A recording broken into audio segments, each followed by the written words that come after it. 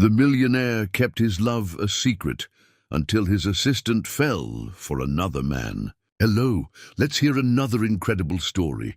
Don't forget to like and subscribe to our channel. I love narrating stories for you, so get ready. Let's start.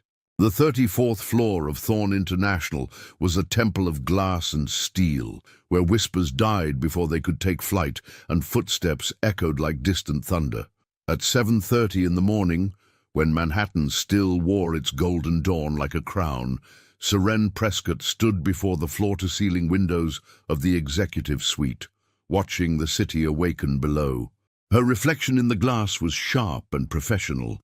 Navy blazer tailored to perfection, auburn hair pulled back in a low bun that never dared to rebel, and eyes the color of winter storms that had learned to hide their depth behind efficiency.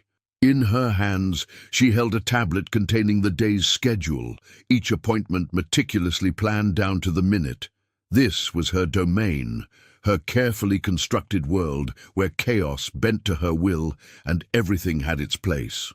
Everything except the man who owned this kingdom. The elevator chimed softly, and without turning, Seren felt the familiar shift in the air, a tension that made her pulse quicken despite 4 years of practice in maintaining composure.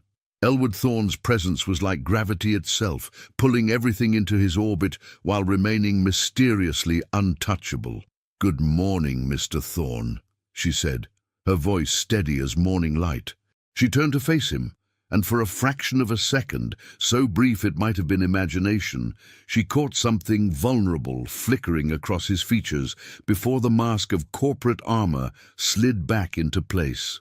Elwood stood 6 feet 2 inches of controlled power, his charcoal suit fitting him like a second skin. His dark hair was already perfectly styled, despite the early hour, and his grey eyes held the kind of depth that suggested storms weathered in solitude. At 35, he commanded respect not through volume, but through the weight of his presence, the way mountains command reverence simply by existing. "Miss Prescott." His voice was low, measured, carrying just enough warmth to remind her that beneath the CEO was a man who remembered her coffee preference and noticed when she stayed late. The quarterly reports. She moved with practiced grace to her desk, retrieving the leather portfolio she'd prepared before dawn. As she handed it to him, their fingers brushed, a contact so brief it shouldn't have mattered, yet it sent electricity racing through her veins like a secret she'd grown tired of keeping. "The Henderson acquisition documents are on top," she said, forcing herself to step back to maintain the professional distance that had become both her shield and her prison. "Your 10 o'clock with the board has been moved to 10:30, Mrs. Harrison called regarding the charity gala. She needs confirmation on your attendance by noon." Elwood's jaw tightened almost imperceptibly at the mention of the gala. Social events were necessary evils in his world, performances where he played the role of the eligible bachelor, while his heart remained locked away in a vault he'd forgotten how to open. "Cancel it," he said, already moving toward his office. "You send a donation instead. Sir, this is the 3rd event you've—" "I said cancel it, Miss Prescott." The words came out sharper than intended, and immediately Elwood's shoulders tensed with regret. He paused at his door, one hand on the handle, and when he spoke again, his voice had softened to something almost tender. Please." Seren watched him disappear into his office, and for a moment she allowed herself the luxury of wondering what lived behind those carefully constructed walls. In 4 years, she'd seen glimpses. The way he smiled when he thought no one was looking at pictures of his young niece, the quiet donations he made to children's hospitals, the fact that he knew every employee's name and asked about their families during chance encounters in elevators.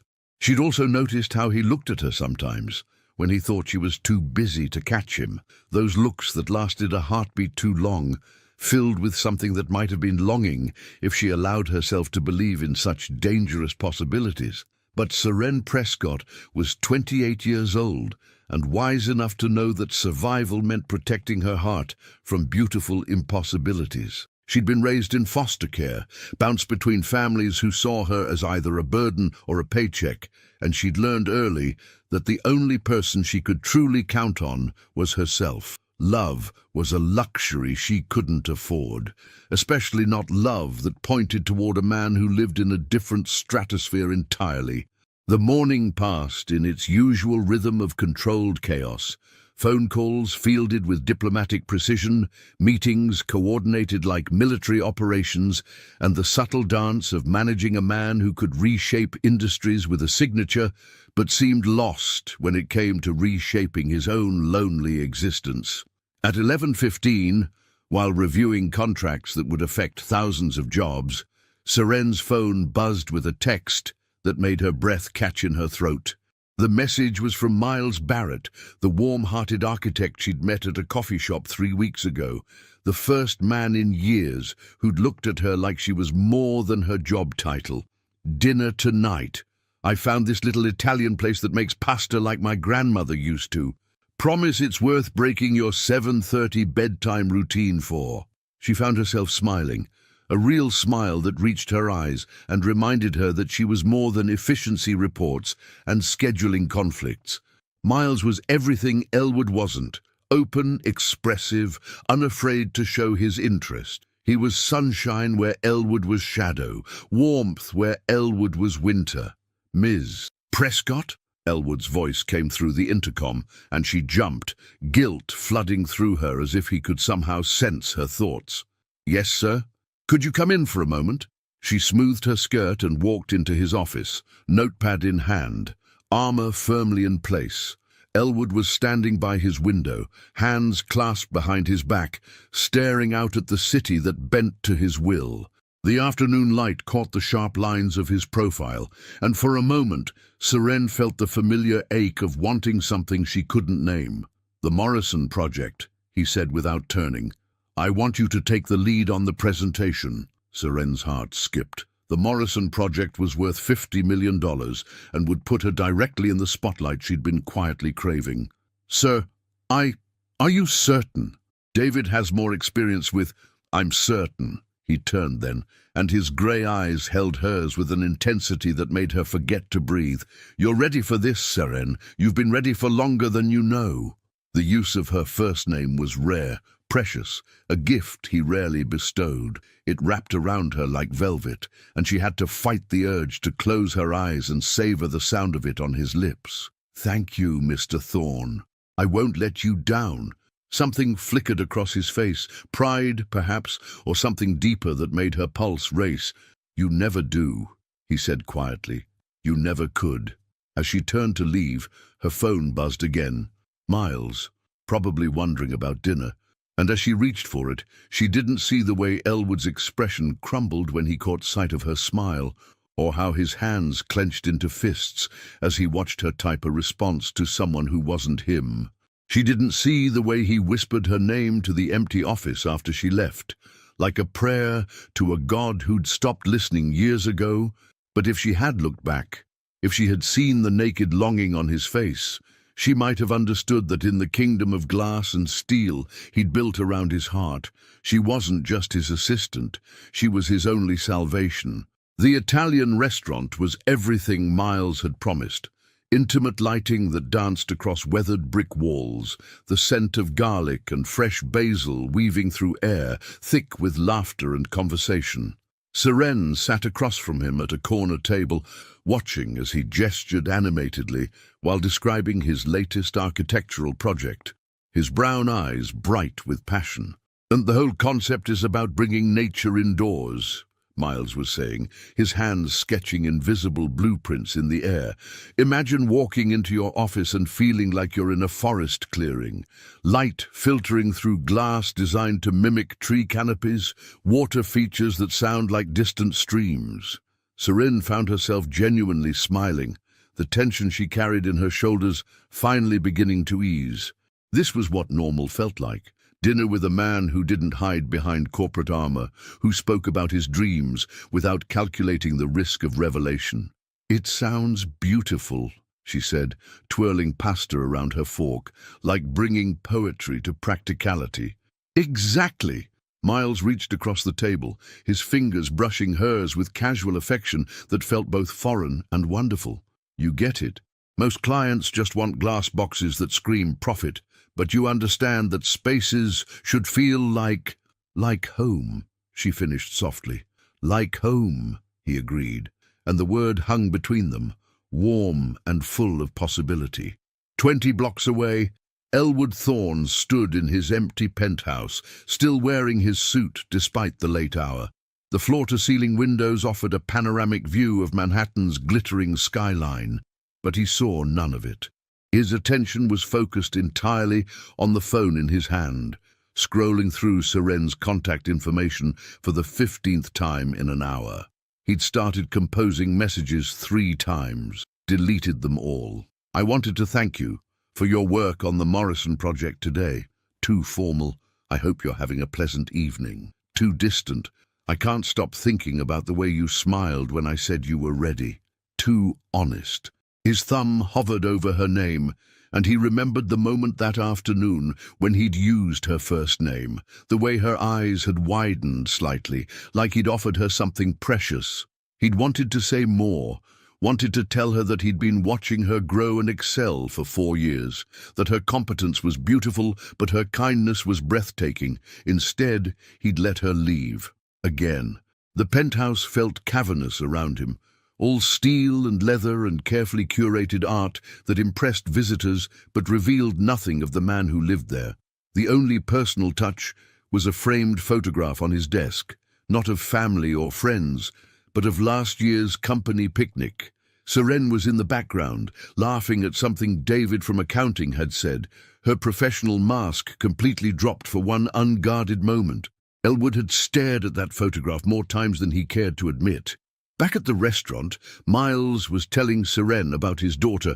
Lucy's 7 now, and she's convinced that buildings should have slides instead of elevators. She draws these incredible designs, castles with rainbow bridges and houses shaped like giant flowers. His voice grew tender. Her mom and we divorced 2 years ago, amicably, thankfully. But sometimes I wonder if Lucy's fantastical designs are her way of reimagining a world where families don't fall apart. Seren's heart clenched with unexpected emotion. Here was a man who spoke openly about his pain, who didn't hide behind walls of his own construction. She sounds wonderful and wise. She is. I'd love for you to meet her sometime, when you're ready for that kind of step. Miles's honesty was like fresh air after years of breathing recycled corporate atmosphere. I know it's early, and I don't want to pressure you, but there's something about you, Seren, something that makes me want to build a future instead of just surviving the present. The words should have filled her with joy. Instead, she felt a pang of something she couldn't name, guilt, perhaps, or the recognition that her heart was still tethered to a man who would never have the courage to speak such truths. Miles, she began carefully, I need you to know that my situation is complicated. Complicated how? His voice remained gentle, but she caught the slight tension around his eyes. There's someone... She stopped, frustrated with herself.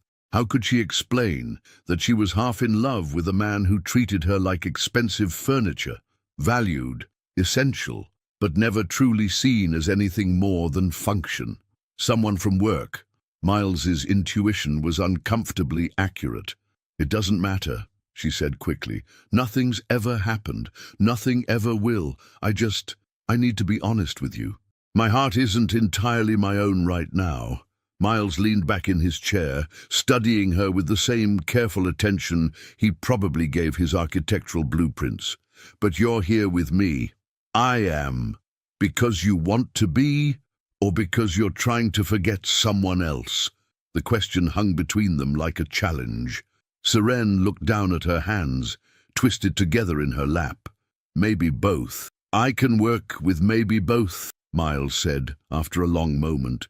What I can't work with is maybe never, so I'm going to ask you something, and I want you to really think about your answer. She met his eyes, seeing kindness there that she probably didn't deserve. Do you think this person, this someone from work, do you think they'll ever fight for you, really fight, not just pine from a distance? The question hit her like a physical blow, because the answer, the one she'd been avoiding for months, was probably not.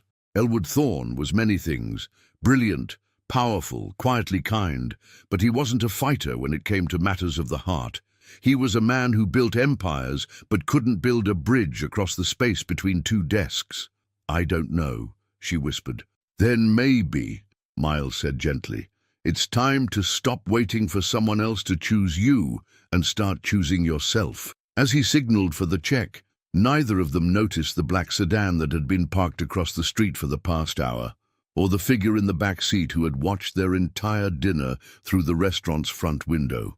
Elwood Thorne had come to tell Seren about the promotion he'd been planning for her, about the corner office that would be hers by month's end. Instead, he sat in the darkness, watching her smile at another man with a freedom she'd never shown him. And for the first time in 4 years, he wondered if his silence had already cost him everything that mattered.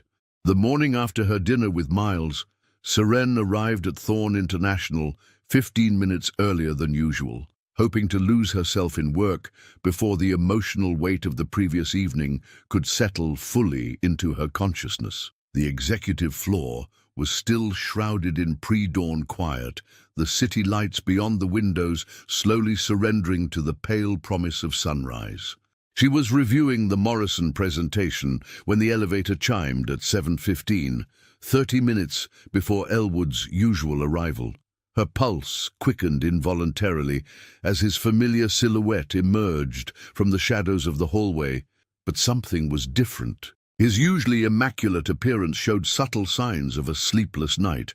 His tie was slightly askew, his hair looked as though he'd run his fingers through it repeatedly, and his grey eyes held a restlessness she'd never seen before. "You're early," she observed, her voice carefully neutral. "So are you."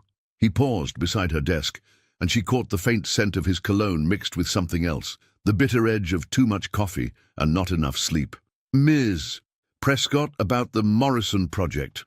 I've been working on the presentation framework. I think if we approach it from the sustainability angle first, then transition into the profit projections. There's been a change of plans." His voice was clipped, businesslike, but she detected an undercurrent of something that sounded almost like panic. "I'll be handling the presentation myself." Seren felt the words hit her like cold water. "Sir, did I do something wrong? Because if there's an issue with my approach, there's no issue." He was already moving toward his office, as if proximity to her was suddenly unbearable. "I simply think it's better handled at the executive level." The dismissal stung more than it should have. Yesterday, he'd told her she was ready, had spoken her name like it was precious. Today, he was treating her like an intern who'd overstepped her bounds. Seren stood slowly, her professional composure warring with a hurt that felt dangerously personal. "Mr. Thorne," her voice was steady, but he stopped walking as if he'd heard the steel underneath. "May I speak freely?" He turned, and for a moment, his mask slipped entirely. She saw vulnerability there, raw and unguarded, before he rebuilt his walls. "Of course. In 4 years, I've never questioned your judgment, but I'm questioning this." She moved closer, close enough to see the fatigue etched around his eyes. "This project represents everything I've been working toward. You said I was ready. What changed between yesterday afternoon and this morning?" The silence stretched between them like a tightrope. Elwood's hands clenched at his sides, and she watched him wage some internal war she couldn't begin to understand. "Sometimes," he said finally, his voice barely above a whisper, "being ready isn't enough. Sometimes the risk is too great." "Risk?" The word escaped before she could stop it, tinged with frustration. "What risk? It's a business presentation, not a leap off a cliff." But even as she said it, she saw the truth flicker across his features. This wasn't about the Morrison project at all. This was about something else entirely. Something that made him look at her like she was both salvation and destruction, wrapped in a navy blazer. "Mr. Thorne," she began, but her phone buzzed with an incoming text. Without thinking, she glanced down, and her expression softened involuntarily as she read Miles's message. "Last night was perfect. Thank you for trusting me with your honesty. Coffee this afternoon. When she looked up, Elwood was staring at her phone with an expression of such naked pain that her breath caught in her throat. The mask had crumbled completely, and what remained was a man who looked like he was drowning. "You're seeing someone." It wasn't a question. The words hung in the air between them, heavy with 4 years of unspoken possibilities. Seren felt the ground shift beneath her feet, the professional distance they'd maintained suddenly feeling flimsy as tissue paper. It's not relevant to, isn't it? He stepped closer, and she could see the storm brewing in his grey eyes. Isn't everything relevant when you're the only thing that makes this place feel like more than a glass prison? The confession hit her like lightning, illuminating everything she'd been too afraid to acknowledge. The lingering looks, the careful distance, the way he said her name like a prayer, it had all been real. But instead of joy, she felt a fierce anger rising in her chest. "Don't!" Her voice was sharp enough to cut. "Don't you dare do this now!" Serene. 4 years, Mr. Thorne. 4 years of wondering if I was imagining things, of feeling crazy for thinking there might be something between us. 4 years of maintaining perfect professionalism while you hid behind corporate protocol. Her composure was fracturing, and she didn't care. And now, the moment I might be finding happiness with someone who actually has the courage to pursue it, you decide to speak up. Elwood looked as though she'd physically struck him. "I never meant—" "What did you mean?" The question burst out of her like a dam breaking. "What did any of it mean?" "The way you look at me when you think I'm not watching. The fact that you know I take my coffee with 2 sugars and no cream. That you remember I'm allergic to shellfish and always make sure it's not served at business dinners." Each revelation seemed to hit him like a physical blow, and she realized she'd been cataloguing his care for years without fully acknowledging what it meant. "I meant," he said quietly, his voice rough with emotion, "that I'm a coward who's in love with a woman so far above him that he convinced himself silence was protection instead of selfishness." The words settled between them like falling snow, beautiful and dangerous and transformative. Seren felt tears she hadn't expected burning behind her eyes. 4 years of careful control threatening to collapse entirely. "That's not fair," she whispered. It's not fair to tell me that now." "I know." His hands were shaking, she realized. This powerful man who commanded boardrooms and shaped economies was trembling because he'd finally told the truth. "I know it's not fair, but watching you with him last night, seeing you smile like that—" "You were watching?" The words came out strangled. "I came to tell you about a promotion, a corner office, everything you've earned." His laugh was bitter, self-deprecating. "Instead, I sat in my car like a stalker and realized that I'm about to lose the only thing that matters because I was too afraid to fight for it." The admission hung between them, raw and honest, and 4 years too late. Seren closed her eyes, feeling the weight of every moment they'd shared, every careful distance they'd maintained, every possibility they'd buried under professionalism. When she opened them again, her decision was written in the steel of her gaze. "The Morrison presentation," she said quietly. "It's mine. I earned it, and I'm doing it. Seren, and this conversation, it's over. Because I won't be your consolation prize when you finally work up the courage to speak. I won't be the woman you settle for when fear becomes more unbearable than honesty." She turned and walked to her desk, her hands steady despite the earthquake in her chest.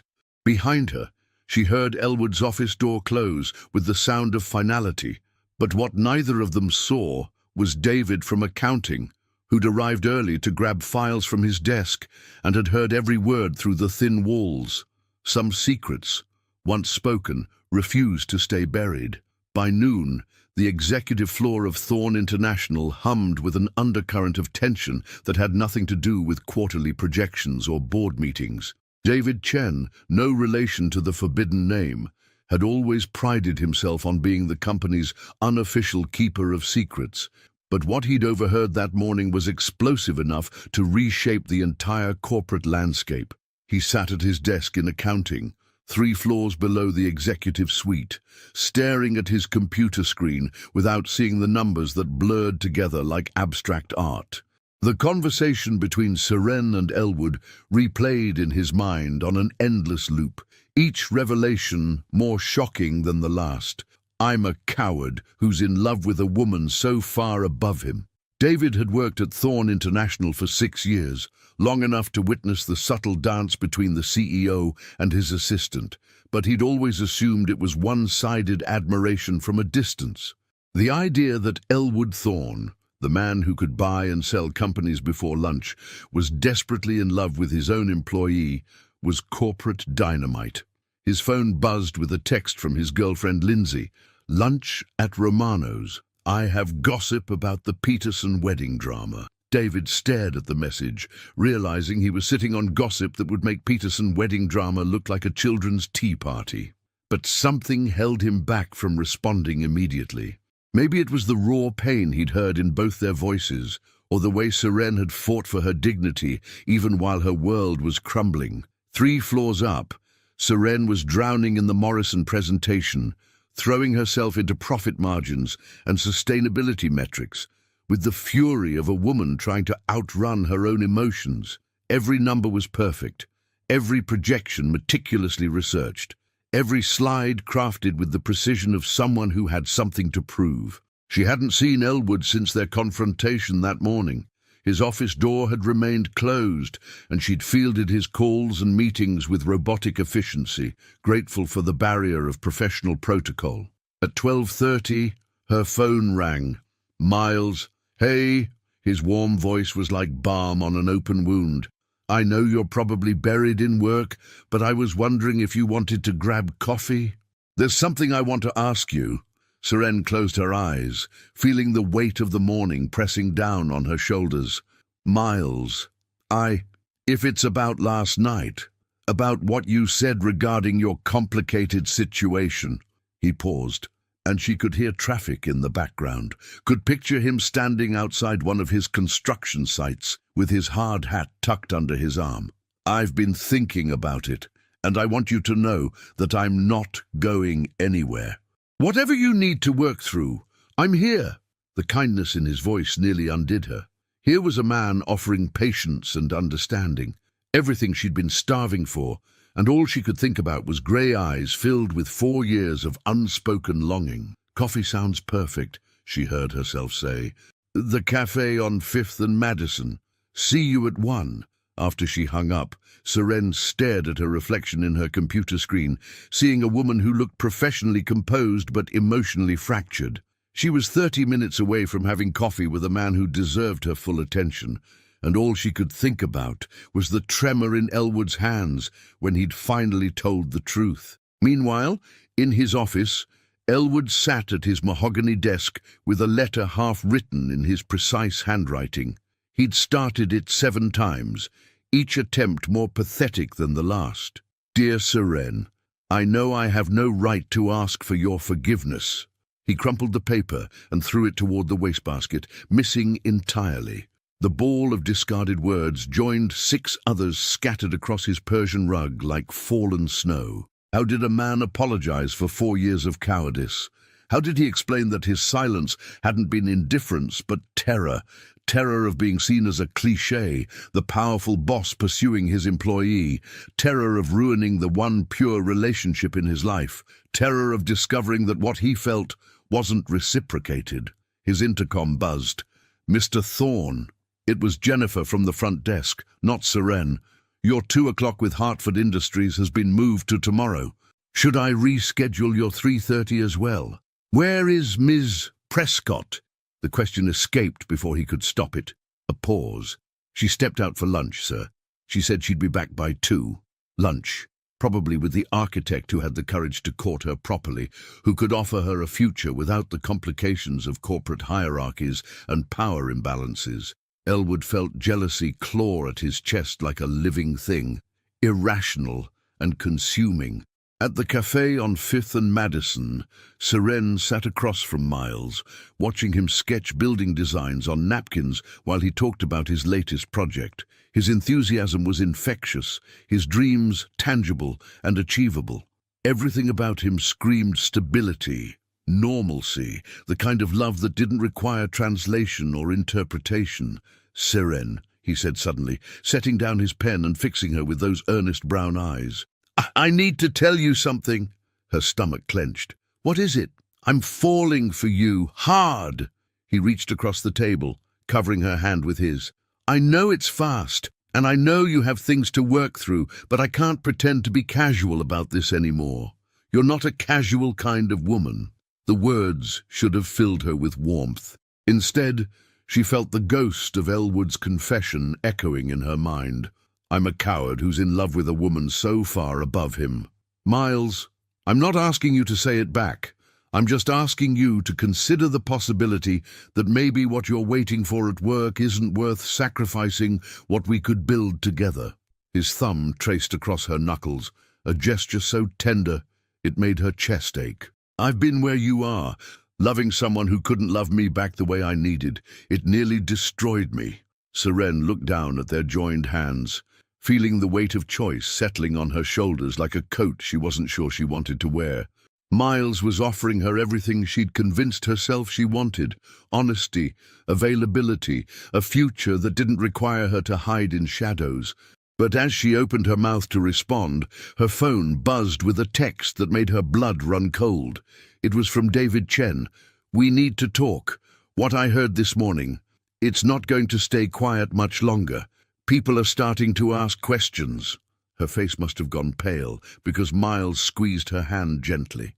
"What's wrong?" Seren stared at the message, realizing that her private moment of truth with Elwood was about to become very public. In a company where gossip traveled faster than email and office politics could destroy careers, their emotional confrontation was about to explode into something much bigger than either of them had anticipated. "I have to go," she whispered, already standing. "Seren, wait." But she was already moving toward the door, her phone clutched in her hand like a grenade with the pin pulled. Behind her, Miles sat alone at the table, watching the woman he was falling for rush back to the very situation he'd been trying to save her from. And 3 blocks away, Elwood Thorne was about to discover that some secrets, once spoken, develop lives of their own. The elevator ride back to Thorne International felt like ascending to her own execution. Seren clutched her phone, David's message burning in her mind as Manhattan blurred past the glass walls. The corporate world she'd mastered for 4 years suddenly felt like a minefield, where one wrong step could detonate everything she'd built. David was waiting by the water cooler on the 28th floor, his usually cheerful demeanor replaced by the tense expression of a man carrying dangerous knowledge. When he saw her approaching, he gestured toward an empty conference room with the subtlety of a spy in a thriller novel. "We need to talk," he said without preamble once the door closed behind them. "What I heard this morning." "You were eavesdropping." Seren's voice was sharp enough to cut glass. "I was getting files from my desk at 7:15. Which you'd know if you'd bothered to check who else might be on the floor." David's tone held no malice, but his words stung nonetheless. "Not the walls aren't as thick as you think, and emotional confessions tend to carry." Seren sank into one of the leather chairs, the weight of exposure settling on her shoulders like lead. "How much did you hear?" "Enough to know that our CEO just admitted he's been in love with you for 4 years, and enough to know that you're not exactly unaffected by the revelation." David leaned against the conference table, his expression softening slightly. Look, I'm not trying to blackmail you or create drama, but people are already starting to notice things." "What kind of things?" Jennifer from reception mentioned that Mr. Thorne seemed unusually agitated this morning. Rebecca from HR asked me if I knew why he cancelled 3 meetings today. And don't get me started on what the gossip mill is saying about you leaving for lunch, looking like you'd seen a ghost. Each observation hit Seren like a physical blow. In the corporate ecosystem of Thorne International, perception was reality, and reality was about to become very complicated. "What do you want, David?" she asked quietly. He had the grace to look offended. "I want to help you figure out how to handle this before it spirals out of control. Because right now, you have maybe 48 hours before this becomes the kind of office scandal that ruins careers."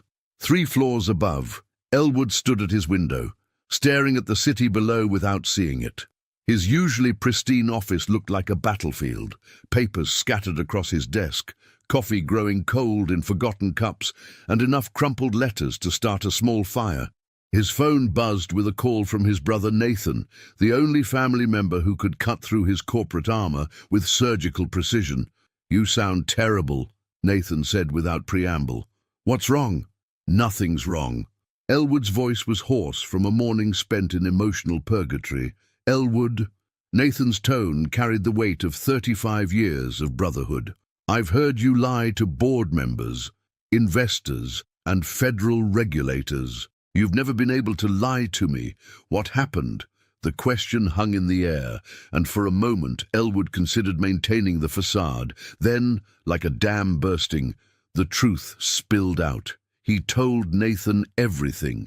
4 years of silent longing, the confrontation that morning, the way Serene had looked at him like he'd broken something precious. "Jesus, Elwood," Nathan breathed when he finished. "You really stepped in it this time. Thank you for that insightful analysis. I'm not done. You stepped in it, but maybe it's about time." Nathan's voice grew serious. "I've watched you turn yourself into a corporate monk for the better part of a decade. When was the last time you took a risk that wasn't calculated on a spreadsheet? This isn't just about risk, Nathan.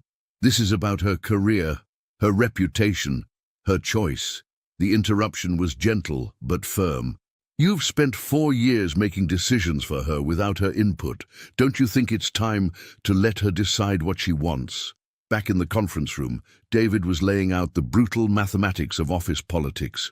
"Here's what's going to happen," he said, ticking off points on his fingers. "First, someone's going to notice that Mr. Thorne is acting strange. Second, someone else is going to connect it to your behavior. Third, the rumors will start, and they won't be kind." "What kind of rumors?" Serene asked, though she dreaded the answer. "The kind that paint you as either a gold digger who seduced her boss or a victim who was taken advantage of by a powerful man.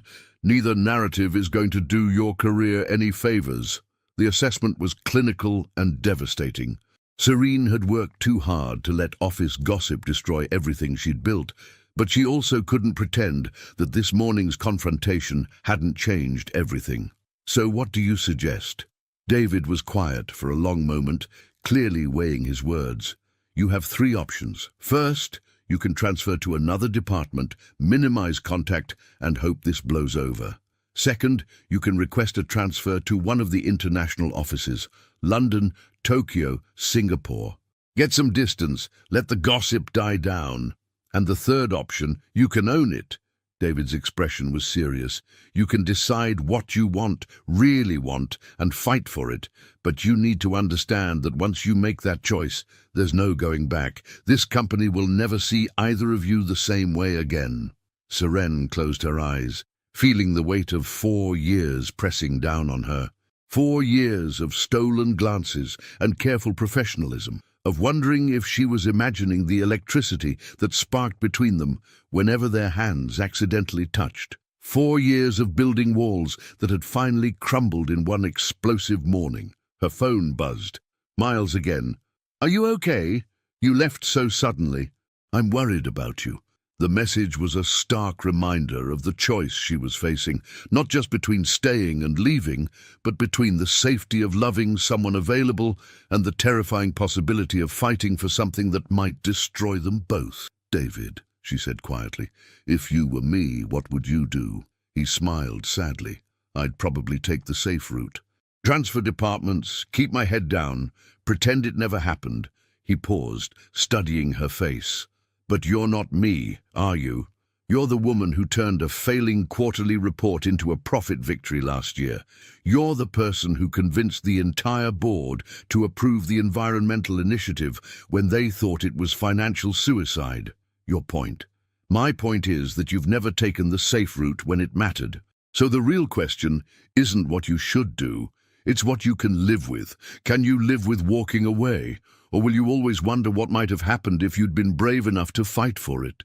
The question hung between them like a challenge, and Seren realized that her answer would determine not just her future, but the kind of woman she was choosing to become. Outside the conference room, the corporate machine of Thorn International continued its relentless march toward profit and productivity, unaware that in one small room a decision was being made that would either destroy two careers or transform them into something unprecedented. The clock on the wall ticked toward 3 o'clock, and with each passing second, the weight of choice grew heavier. At 4:30 that afternoon, Seren made her decision. She stood outside Elwood's office, her hand raised to knock, her heart hammering against her ribs like a caged bird, desperate for freedom. The Morrison presentation materials were clutched in her other hand, not as a shield, but as a declaration. She was here as the professional she'd worked 4 years to become, but also as the woman who refused to let fear make her choices. Before she could second-guess herself, she knocked. "Come in." Elwood's voice was rough, strained, and when she stepped inside, she understood why. His office looked like a hurricane had torn through it. Papers everywhere, his usually immaculate hair disheveled, his tie completely discarded. He sat behind his desk like a man under siege, and when he looked up and saw her, something between relief and terror flickered across his features. Seren. Her name was barely a whisper. "Mr. Thorn." She closed the door behind her and took a deliberate step forward. "We need to finish our conversation from this morning." "I think we said everything that needed to be said." He stood, moving to the window as if distance could somehow protect them both from the electricity that sparked whenever they were in the same room. "No, we didn't." She set the presentation materials on his desk with deliberate precision. "This morning you told me you were in love with me. You told me you were a coward. You told me you were afraid of losing me." She paused, gathering courage. "But you didn't ask me what I wanted." Elwood's shoulders tensed, but he didn't turn around. "Because I was afraid of the answer." "Were you? Or were you afraid of what you'd have to do if the answer was yes?" The question hung in the air like a challenge. Slowly, Elwood turned to face her, and she saw 4 years of careful control beginning to crumble. "Seren, you don't understand what you're asking. If we cross this line, I understand perfectly." She moved closer, close enough to see the exhaustion etched around his grey eyes, close enough to catch the familiar scent of his cologne mixed with vulnerability. "I understand that HR will have a field day. I understand that people will question whether I earned my position or slept my way into it. I understand that some will see me as a victim and others as a predator." Each word seemed to hit him like a physical blow. "Then why?" "Because I also understand that I'm tired of living my life according to other people's expectations." Her voice grew stronger with each syllable. "I understand that I've spent 4 years wondering if I was imagining the way you looked at me. I understand that I've built walls around my heart because I was afraid of wanting something I thought I could never have." Elwood stared at her, his hands clenched at his sides. "And Miles?" The question was quiet, but it carried the weight of jealousy and genuine concern for her happiness. Seren felt her heart clench at the vulnerability in his voice. "Miles is a good man who deserves a woman who can love him completely." She took another step closer. "I tried to be that woman. I wanted to be that woman. But you can't force your heart to want what's safe when it's already chosen what's terrifying." "Seren, I'm not finished." The steel in her voice stopped him cold. "You told me this morning that you were a coward, and you were right. You are a coward. You've spent 4 years making decisions for both of us without consulting me. You've treated me like expensive furniture, valuable, essential, but never quite real enough to risk damaging." Each accusation landed with surgical precision, and she watched him flinch as if she were peeling away layers of carefully constructed armor. "But here's what you need to understand," she continued, her voice softening but losing none of its power. "I'm not expensive furniture.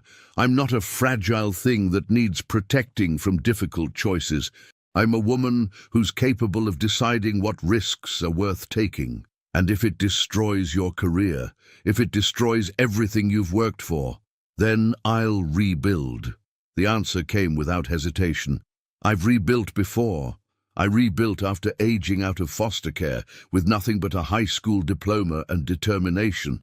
I rebuilt after my first job ended because my boss decided I was too distracting for the workplace. I'll rebuild again if I have to." Elwood looked at her with something approaching awe, as if he was seeing her clearly for the first time. "You're not afraid." "I'm terrified," she admitted, "but I'm more afraid of spending the rest of my life wondering what would have happened if I'd been brave enough to fight for what I wanted." The space between them felt charged with possibility and danger. Elwood took a step toward her, then stopped, his internal war visible in every line of his body. "If we do this," he said quietly, "everything changes. There's no going back to the way things were." "Good." Her smile was sharp, beautiful, and full of promise. "The way things were was slowly killing both of us." He moved then, closing the distance between them in 3 quick strides. But instead of touching her, he stopped just close enough that she could feel the heat radiating from his body, could see the storm brewing in his grey eyes. "Tell me what you want," he said, his voice rough with 4 years of suppressed longing. "Not what you think you should want, not what's practical or safe. Tell me what you want." The question was a precipice, and Seren stood on the edge, knowing that her next words would either save them both or send them tumbling into beautiful catastrophe. She looked up at him, this man who'd been her sun and shadow for 4 years, who'd made her feel invisible and precious in the same breath, who'd finally found the courage to risk everything. "I want," she said slowly, deliberately, "to stop pretending that what's between us isn't real.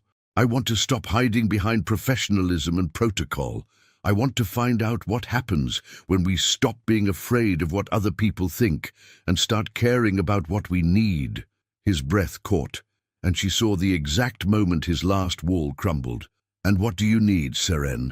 She reached up, her fingers barely grazing his cheek, and watched him close his eyes as if her touch was both salvation and destruction. "I need you to stop being afraid to love me out loud." The words hung between them like a bridge across an impossible chasm, and for the first time in 4 years they both stepped forward to cross it. The kiss happened like lightning, sudden, inevitable, and powerful enough to change the very atmosphere around them. When Elwood's lips finally met hers, 4 years of careful restraint shattered like glass. His hands found her face with desperate tenderness, as if he couldn't quite believe she was real, wasn't going to disappear if he held her too tightly. Seren melted into him, her fingers curling into the fabric of his shirt, anchoring herself to this moment she'd dreamed about in the quiet spaces between professional smiles. It was everything she'd imagined and nothing like she'd expected. There was hunger, yes, but also something achingly gentle, the way a man might touch something precious he'd been afraid to break. When they finally broke apart, both breathing hard, the office around them seemed to have transformed into something entirely different. That, Elwood whispered against her forehead, was 4 years overdue. Seren laughed, a sound caught between joy and disbelief. "Only 4 years. I was thinking more like a lifetime." He pulled back to look at her, his grey eyes bright with something she'd never seen before. Hope. "What happens now?" Before she could answer, the sharp buzz of his desk phone cut through the moment like a blade. They sprang apart, the spell temporarily broken by the harsh reminder of where they were. Elwood reached for the phone with a slightly unsteady hand. "Mr. Thorne," Jennifer's voice came through the speaker. "I'm sorry to interrupt, but there's been a situation. David Chen from accounting is asking to speak with you urgently. He says it's about a sensitive matter." Seren's blood turned to ice. David, the 48-hour countdown he'd mentioned, suddenly felt like it had accelerated into overdrive. "Send him up," Elwood said, his voice returning to its professional tone, even as his eyes remained fixed on Seren. "Right away, sir." The click of the disconnected call left them in silence, the weight of reality settling back onto their shoulders like a heavy coat. Seren moved to the mirror beside Elwood's bookshelf, checking her appearance with practiced efficiency. Her lips were slightly swollen, her cheeks flushed, but she looked professional enough to survive casual scrutiny. "We need to talk to him together," she said, turning back to Elwood.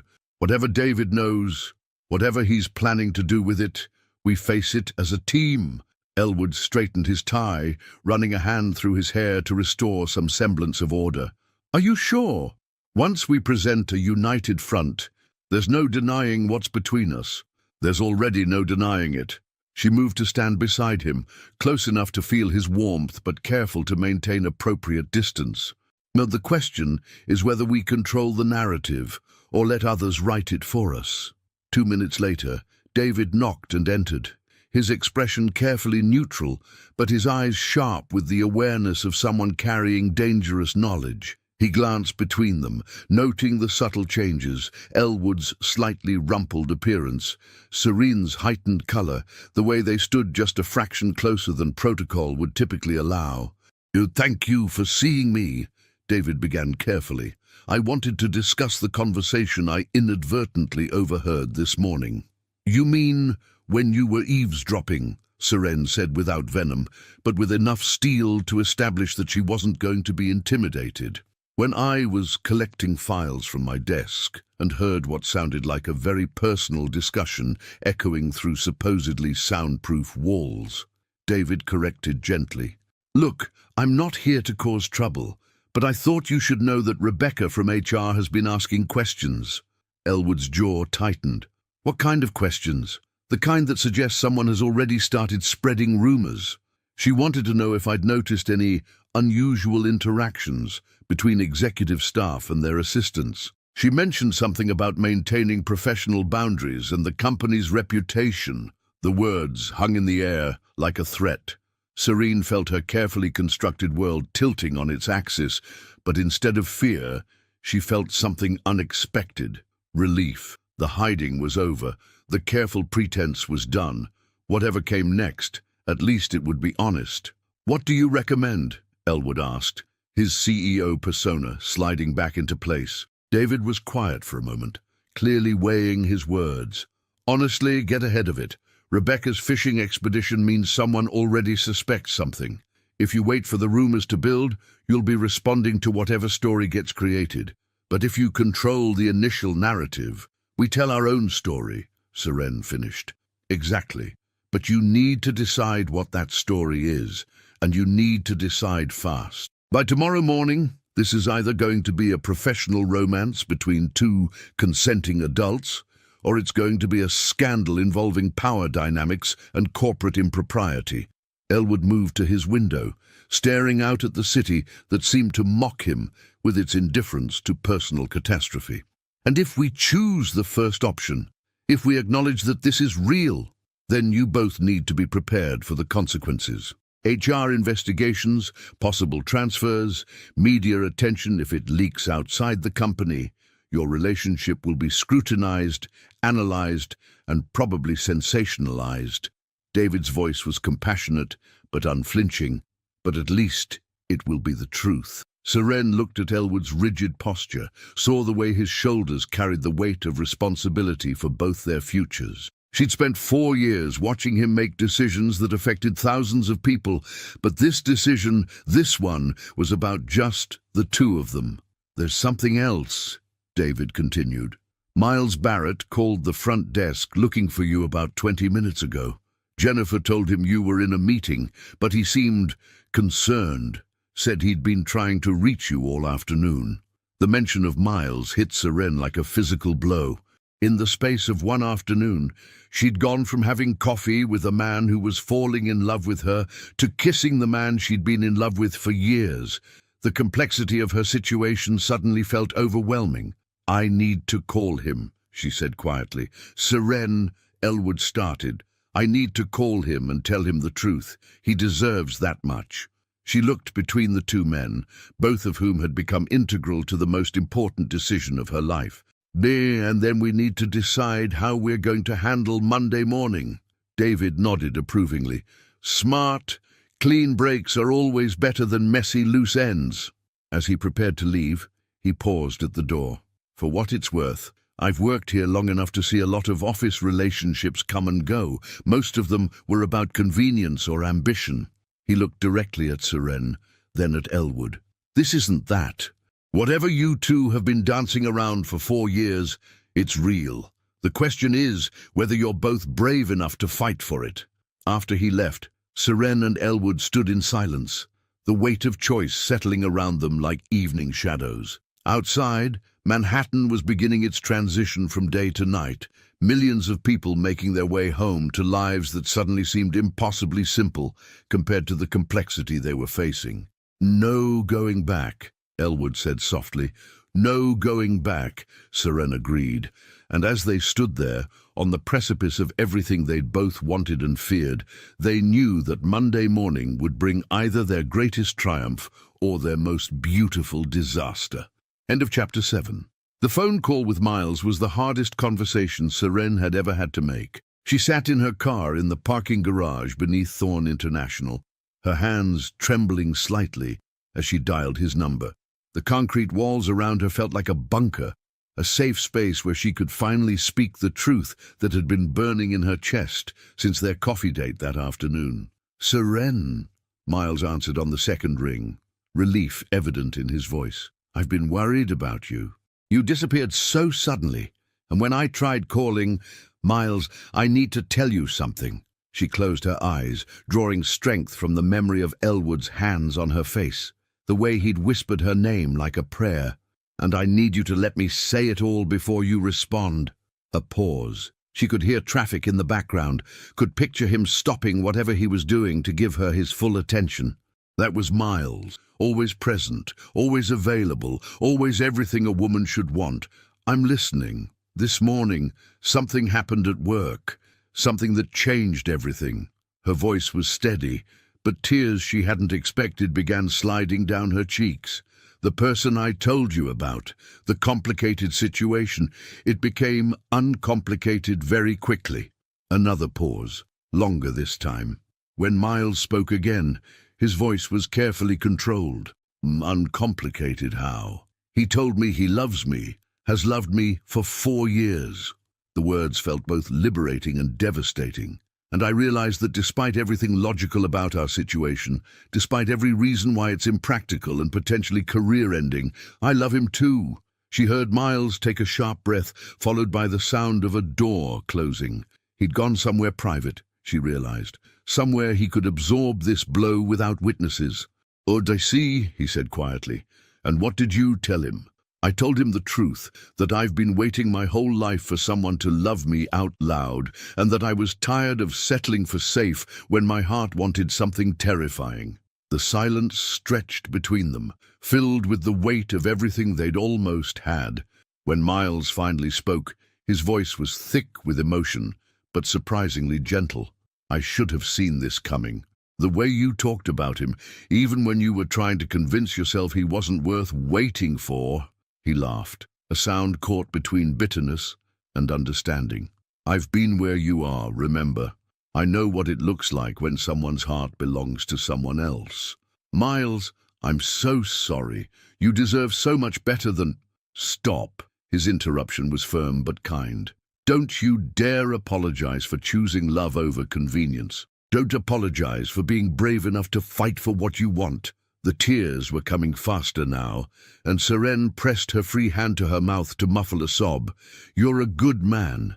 You're everything any woman should want, and I hate that I can't be the woman who wants it. Hey, his voice softened to a whisper.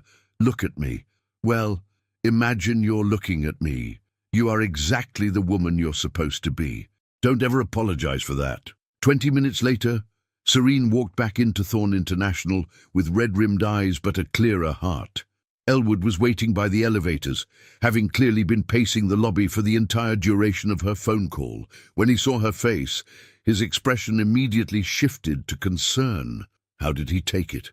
He asked quietly as they stepped into the elevator. Better than I deserved. She leaned against the wall, suddenly exhausted by the emotional marathon of the day. He's He's a remarkable man. I wish I could have loved him the way he deserved. Elwood was quiet for a moment, studying her profile in the elevator's mirrored walls. Do you regret it? Choosing this uncertainty over something stable, she turned to face him fully, seeing her own reflection multiplied in the polished surfaces around them, a woman who looked different than she had that morning, stronger somehow, as if making an impossible choice had revealed reserves of courage she hadn't known she possessed. "Ask me again in 6 months," she said with a small smile. "A day when we're either planning a future together or picking up the pieces of our careers."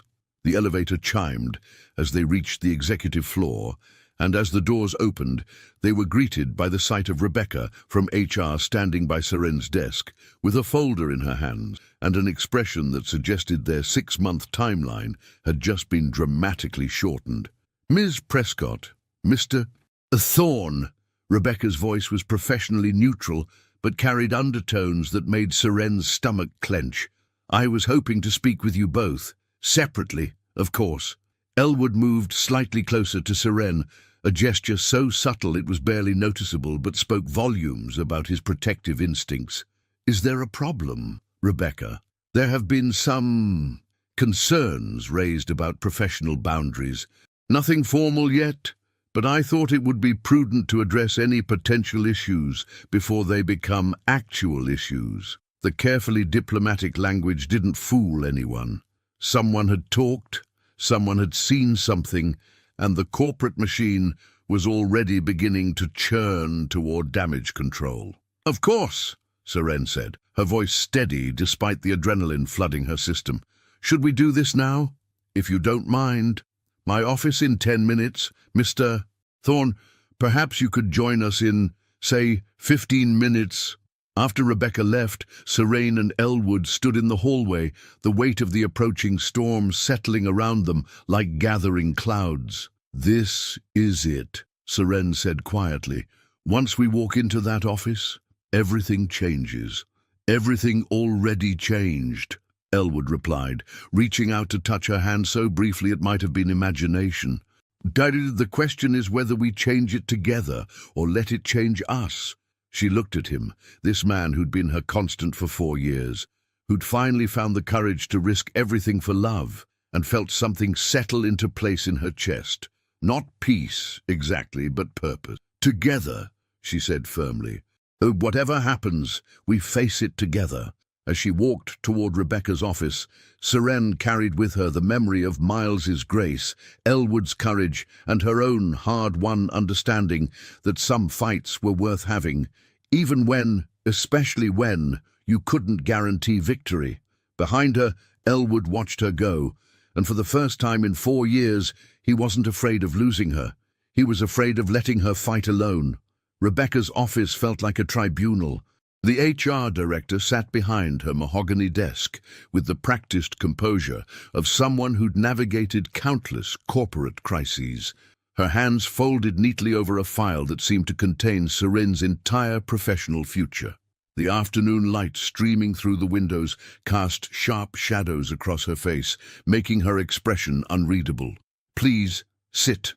Rebecca gestured to the chair across from her desk. "And I want to start by saying that this conversation is informal for now, but I need to address some concerns that have been brought to my attention." Seren sat with perfect posture, every inch the consummate professional despite the emotional earthquake of the past few hours. "What kind of concerns?" "There have been observations about your working relationship with Mr. Thorne. Extended private meetings, cancelled appointments when you're not at your desk, and today, what witnesses described as unusual tension on the executive floor." Each point landed like a carefully aimed arrow.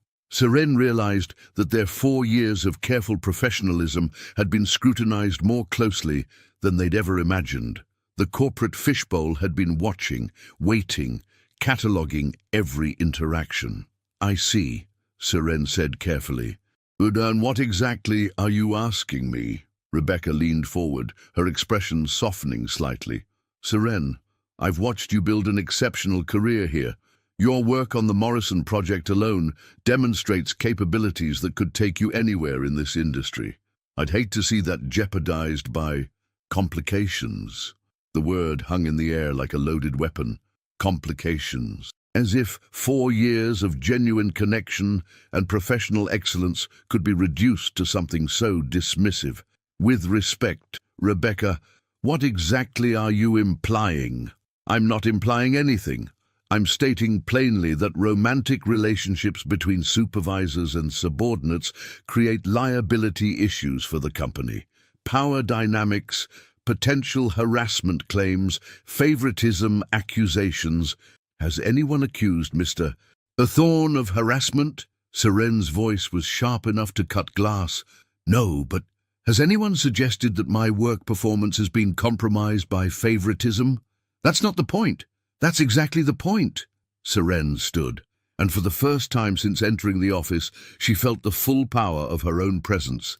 You're investigating a problem that doesn't exist based on observations that could describe any effective working relationship. Rebecca's eyebrows rose. Are you denying that there's a personal relationship between you and Mr. Thorne?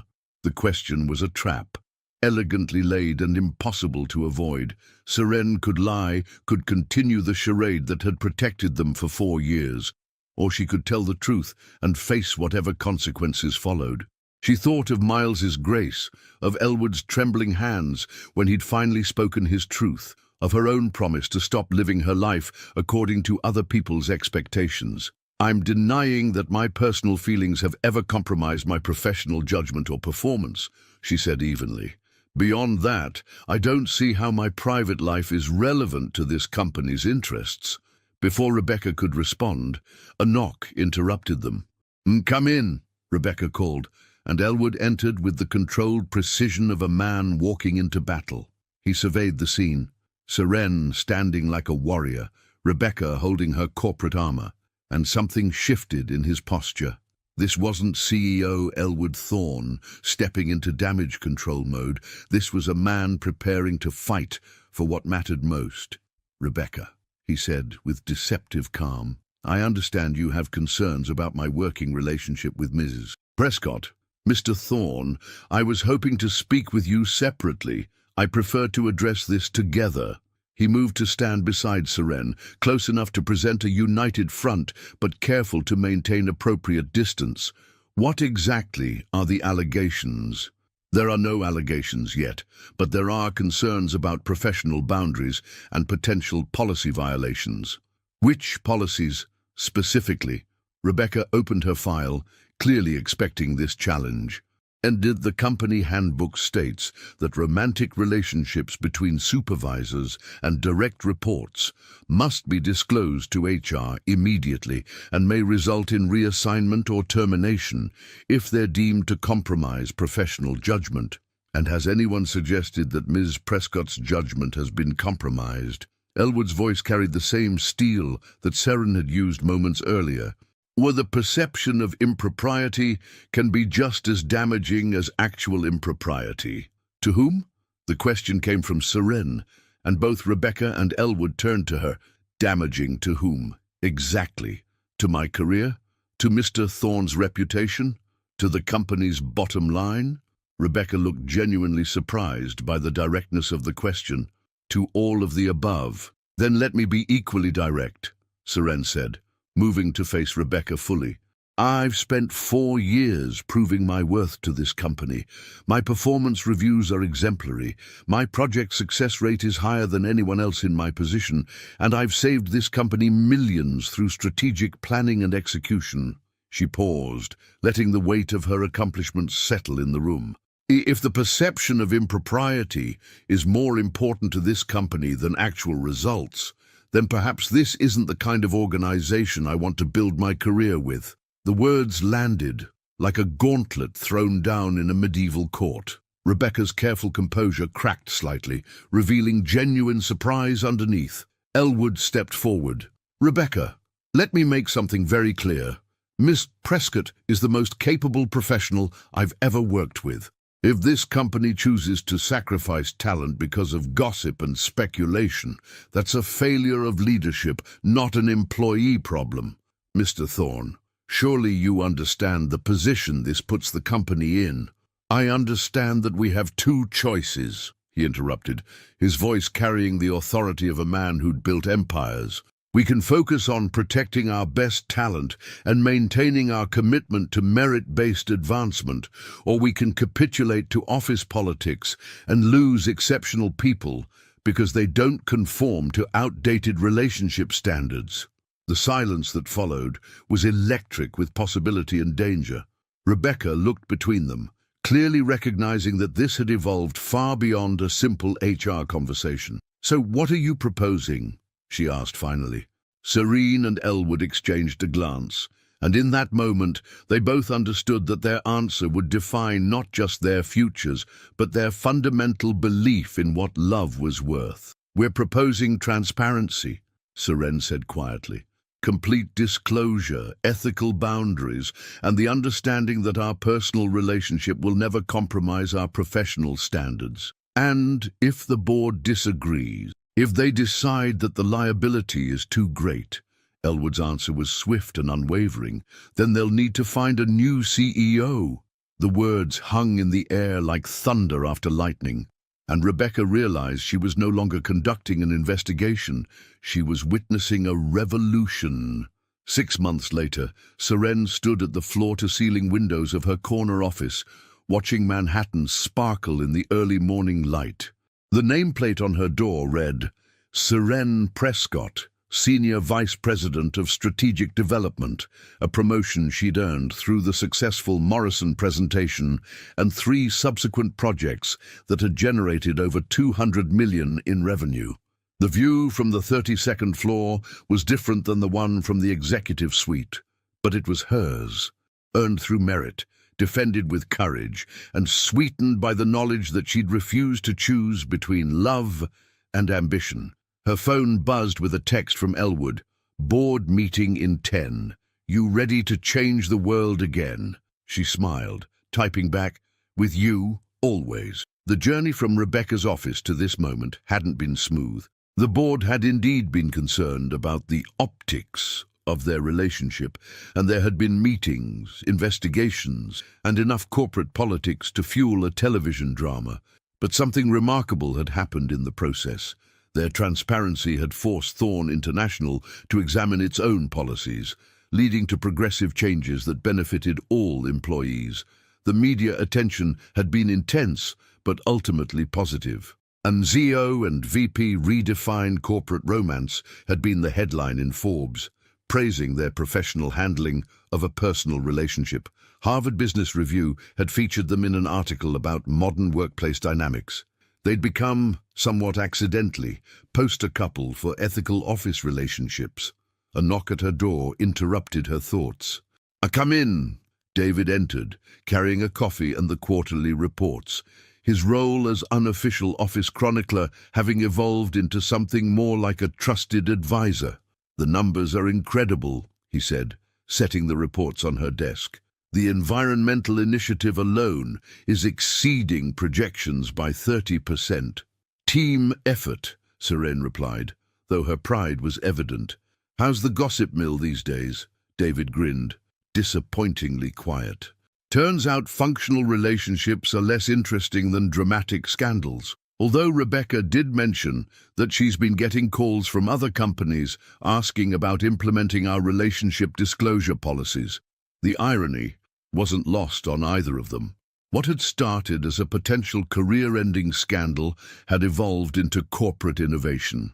15 minutes later, Seren walked into the boardroom where Elwood was already presenting the quarterly results to a group of investors and board members. She slipped into her usual seat, catching his eye briefly. The small smile he gave her was professional but warm, containing 4 years of history and 6 months of learning how to love each other in public. The Morrison project's success, Elwood was saying, was largely due to the strategic vision of our senior vice president, Seren Prescott. The environmental focus she championed has not only generated substantial profits, but positioned us as industry leaders in sustainable development. He gestured to her, and Seren stood to address the room. This was their dance now, professional collaboration that was stronger because of their personal connection, not despite it. The key, she said, clicking to her first slide, was understanding that environmental responsibility and profitability aren't opposing forces. When we align our values with our business practices, we create competitive advantages that benefit everyone. As she spoke, outlining projections and market analyses with the confidence of someone who'd learned to trust her own voice, she caught sight of Elwood watching her with undisguised admiration. Not the careful, hidden glances of before, but open appreciation for her brilliance. After the presentation, as the board members filtered out discussing implementation strategies, Elwood approached her. "Excellent work, as always," he said, his tone professional but his eyes holding warmth reserved only for her. "Thank you, Mr. Thorne," she replied with a slight smile. They'd maintained formal address in professional settings, a boundary that somehow made their relationship feel more precious rather than constrained. "Ms. Prescott," he continued, lowering his voice slightly, "I was wondering if you'd join me for dinner tonight. I have something important to discuss." Her pulse quickened despite 6 months of learning his various tones. There was something different in his voice, something that suggested this wasn't about quarterly projections or strategic planning. "Of course," she said. "Should I prepare any materials?" "Just yourself." His smile was soft, private, and filled with promise. 7 o'clock, I'll pick you up." That evening, instead of the upscale restaurant she'd expected, Elwood took her to the small Italian place where she'd had dinner with Miles 6 months earlier. The gesture was intentional, symbolic, returning to the place where everything had begun to change, but this time together. "Do you remember," he said, as they sat at the same corner table, "when you told me you needed me to love you out loud?" "I remember," she said softly. "I've been thinking about that. About what it means to love someone publicly, completely, without reservation." He reached across the table, taking her hand in full view of everyone in the restaurant. "I've loved you quietly for 4 years, and openly for 6 months. But there's one more thing I need to say out loud."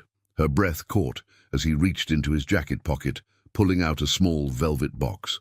"Seren Prescott," he said, his voice steady but his eyes bright with emotion. "You taught me that courage isn't the absence of fear, it's choosing love despite the fear. You've made me a better man, a better leader, and a better human being." He opened the box, revealing a ring that caught the candlelight like captured starfire. "Will you marry me? Will you let me love you out loud for the rest of our lives?" The restaurant seemed to hold its breath. Serene looked at this man who'd learned to be brave for her, who'd risked everything for love, who'd transformed from a silent king in a glass castle to someone willing to fight for happiness. "Yes," she whispered, then louder, "Yes." As he slipped the ring onto her finger, the restaurant erupted in applause from diners who'd been secretly watching the proposal unfold. Elwood leaned across the table to kiss her, and for the first time in their relationship, they didn't care who was watching.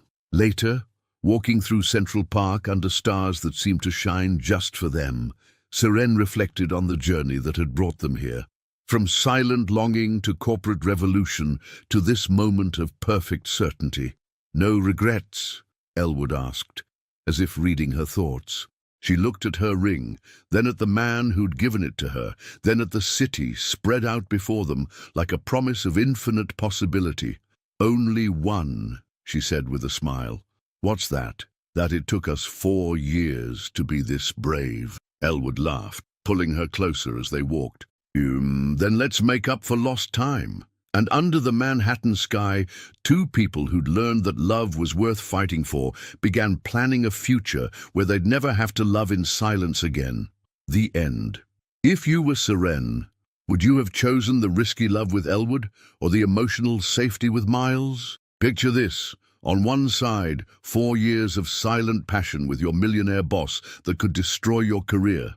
On the other, a perfect man who's available and head over heels for you. Which choice would you make? Follow logic or follow your heart? Would you have the courage to risk everything for a love that lived in the shadows for years? Your participation in our channel is very important. Please leave your opinion in the comments. Thank you so much for watching until the end. If you enjoyed this story, don't forget to subscribe to the channel, leave a like, and comment your thoughts. Your participation is very important to us. See you next time.